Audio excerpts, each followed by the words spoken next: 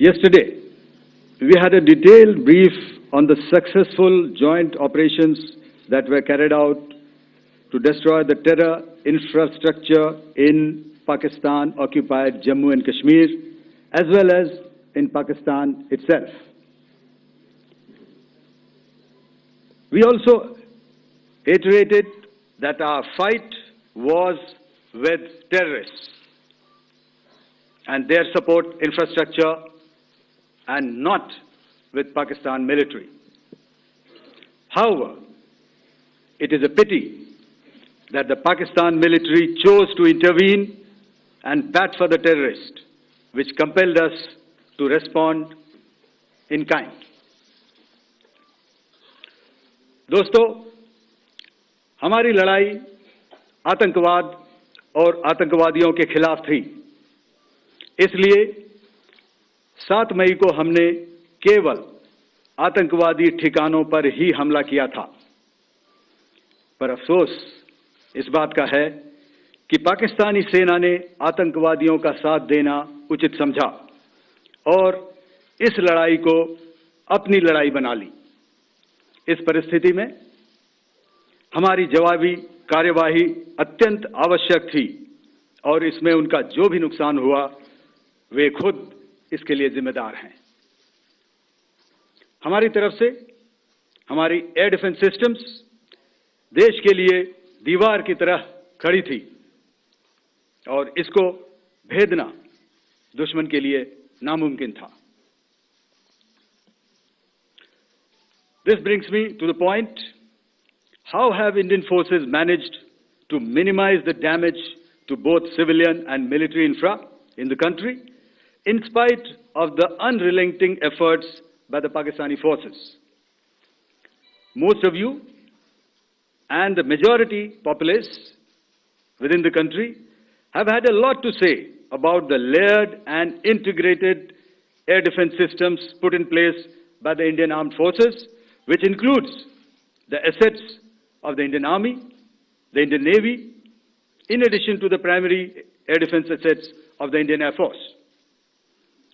As you all are well aware, this robust AD system comprises of a large variety of multi-layered AD sensors and weapon systems, from point defense weapons like the low-level air defense guns, shoulder-fired manpads, and short-range surface-to-air missiles or SAMs, to area defense weapons like the air defense fighters and longer-range surface-to-air missiles within our inventory.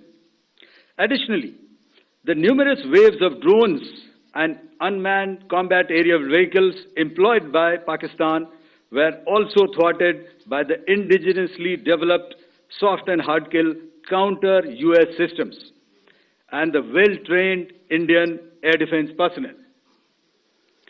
All this was brought together as an efficient and effective AD environment by the Integrated Air Command and Control System, or the IACCS of the Indian Air Force, which accords us the net-centric operational capability which is vital to modern days warfighting. While much has been said and written about the newer systems, I would like to place on record the performance and efficacy demonstrated by even the older battle-proven AD systems like the Pechora, the OSA AK, and the LLAD guns in countering the Pakistani threat vectors in the current operations. They were all modern generations, but these battle-proven systems stood the test of time and took them on head-on. Another highlight has been the stellar performance of the indigenous air defense weapon system like the Akash system. Here, ladies and gentlemen, I would like to mention that putting together and operationalization of this potent AD environment has been possible over the last decade due to unwavering budgetary and policy support provided by the Government of India in acquiring state-of-the-art equipment and weapon systems. Some of the results achieved in countering the enemy threat vectors over the last week are now being shown on the screen. Shown on the screen is the probable enemy PL-15 missile, which is of Chinese origin. This missile has missed its target, and you can see the pieces now which are available with us. Another weapon system or weapon which was found was the long-range rocket, the pieces of which you can now see on the screen.